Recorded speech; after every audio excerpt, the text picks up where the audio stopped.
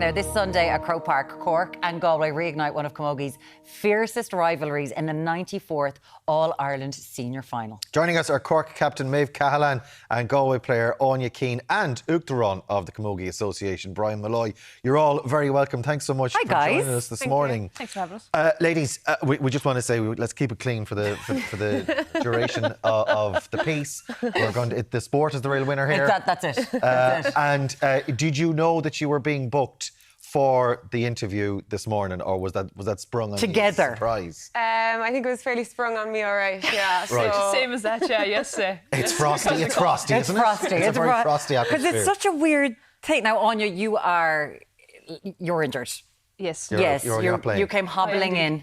When you see a sports person on the crutch coming, how are you doing? How is everything? Good, yeah, no, in fairness, all has gone well. I'm 3 weeks post-op now, so the hardest part is hopefully over.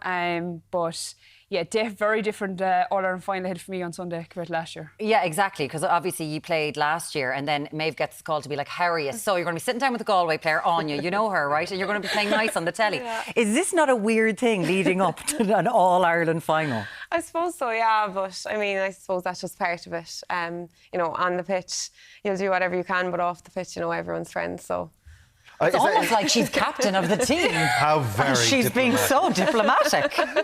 But would you would have a fairly friendly a relationship, or would you have known each other off the pitch? Yeah. We've marked each other a few times. Yeah, this year we've had a few tussles. A few battles, but other than that, we haven't really, I suppose, crossed paths. I suppose outside of Camogie. Yeah.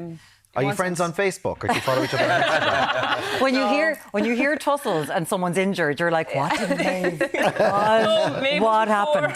Méabh was before this. Grudges are being born. They are. Well, Méabh, how are you doing? Because obviously, to be honest, when it comes to Camogie, Cork go hand in hand. You've had so much success over the years, whether it be Camogie or football, actually. How are you feeling leading up to this year's All-Ireland? Good, yeah. Preparations are going well. You know, the championship so far has gone as well as we could have hoped for. But we know the toughest game is ahead of us in Galway. You know, we've had, you know, big games over the last couple of years, and we know next Sunday is going to be no different. So we know it's going to take absolutely everything and more to try and get over the line. So, you know, hopefully it goes well for us. Yeah. And how are you finding, because obviously you're captain. Yeah. Like, what's that experience like? Because, like, you're not jumping ahead, of course. You've got to play the game and everything like that. And Áine's going to come for me if I say this. But, you know, you're always kind of thinking, well, you have to do the speech, and you have to do that. Like, it comes with an awful lot of responsibilities. It does. And I suppose, you know, it's been a pretty busy year. And it just kind of comes with it, I suppose. And last year I probably got exposed to it a bit being vice captain. So this year, you know, I was probably a little bit used to it. But I suppose the main thing is the game, and you don't want to take away from that or let it distract you from training or the game. And I suppose, you know, this week will be pretty busy at the start of the week, but you'll be winding down towards the end of the week and trying to keep the head down and, you know, trying to, I suppose, stay out of places and just winding down. So it's a sort of cocoon and try and focus on your own headspace. Yeah. Wow. That would usually be my routine anyway. Okay. Áine, tell us, like, you're off the hook at least. You're saying it's going to be a very different experience for last year for you personally, but are you in touch, or at least you can put us in the headspace of what they're feeling at the moment? Yeah, look, exactly. I've stayed involved. That was one thing I said after I got injured, that it was never going to take away from me being involved with the girls. So yeah, no, there's been a good buzz around the camp.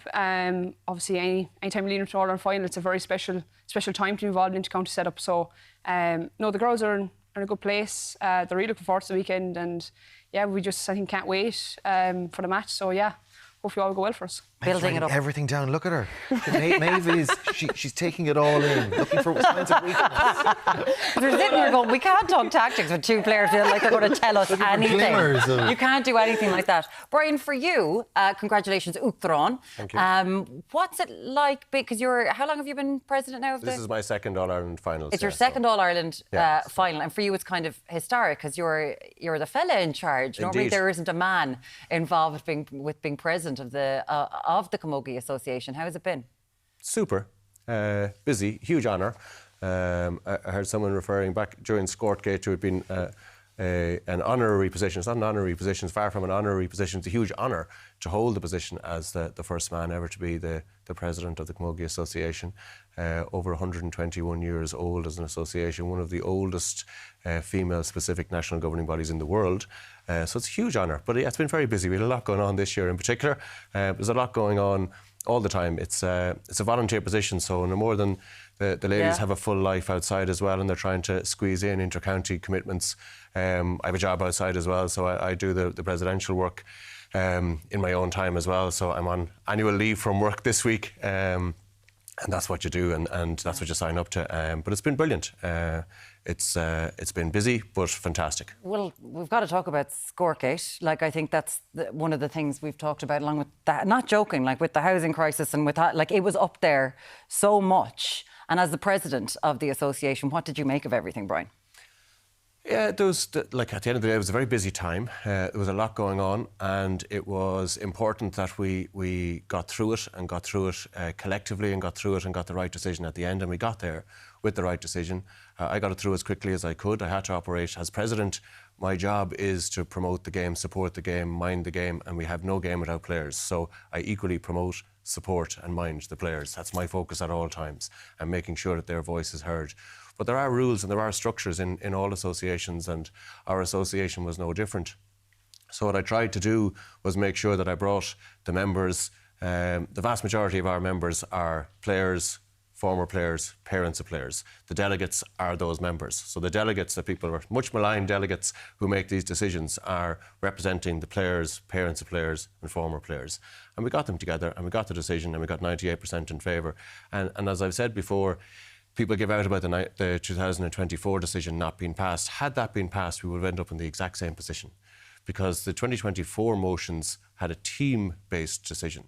So if one of these two girls, let's assume they're on the same team just to ease the tension, if one of these two girls wanted to wear shorts and the other wanted to wear a skirt, if it was a team decision, one would have to be allowed and one would have to not be allowed, and that would not have worked. Whereas what we have now is an individual decision. Each individual player wake up in the morning, decide, I'm going to wear a skirt today or I'm going to wear shorts today, and that's exactly as it should be. And Áine, listen, you were at the centre of all of this was going on. We're sitting here on morning shows like this, on radio shows, discussing something that ye do week in, week out for your club, for your county, for no money, and you're at the centre of all these people having an opinion on what was, bums.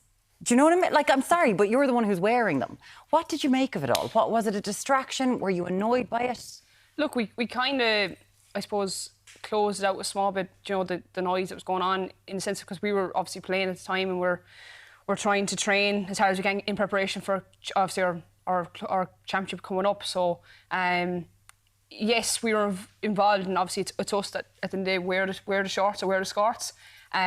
And to be honest, like, I think at times our voices were heard, absolutely 100%. And in fairness to Brian and the Camogie Association, they've done the best they could and as quick as they could for us. And thankfully everything was resolved, and we were heard. And I think that was resoundingly shown in the vote to overturn that rule. So it was definitely, for us, it was, I think Méabh might say the same, it was lovely to actually be like, okay, you are heard, and that people did listen to us, and we've got what we essentially wanted. And as Brian said, it's choice now, so we can wear.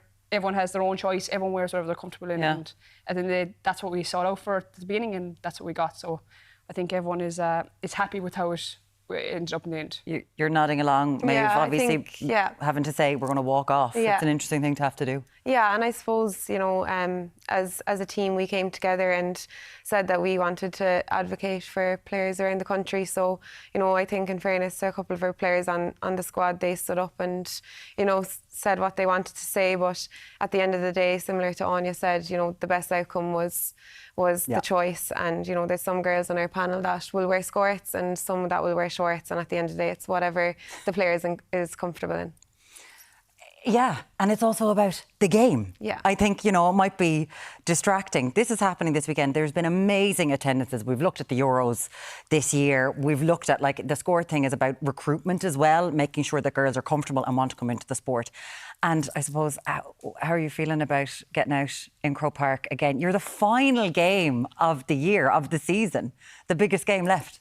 Yeah, we're really looking forward to it. Our goal at the start of the year was to get back to Croke Park. That's where you want to be playing games. You know, that's what you dream of when you're a younger girl. So, you know, we're just so delighted to be back there, and hopefully now, you know, we can put in a performance that's worthy of, you know, putting yourself in a winning position. So just really looking forward to it. Hopefully now this week flies. Fly, want to fly. Good luck to both of you. And of course, Áine wants to say the same thing, I guess. Winning position and whatnot. Absolutely. Yes. Well, you otherwise, someone's getting a belt of a crutch. I know.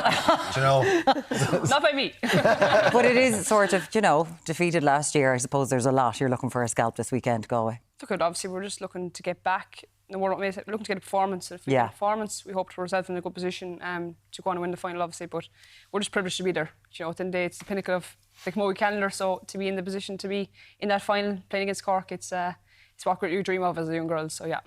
Fantastic. Well, good luck to both sides. Like the All-Ireland is on Sunday and they're just sitting there. And good luck to you as well, Rob. Thanks so much for joining us this morning. Lovely to see you, and good luck at the weekend. Thanks so much for coming in. you. We really do appreciate it. Thank you.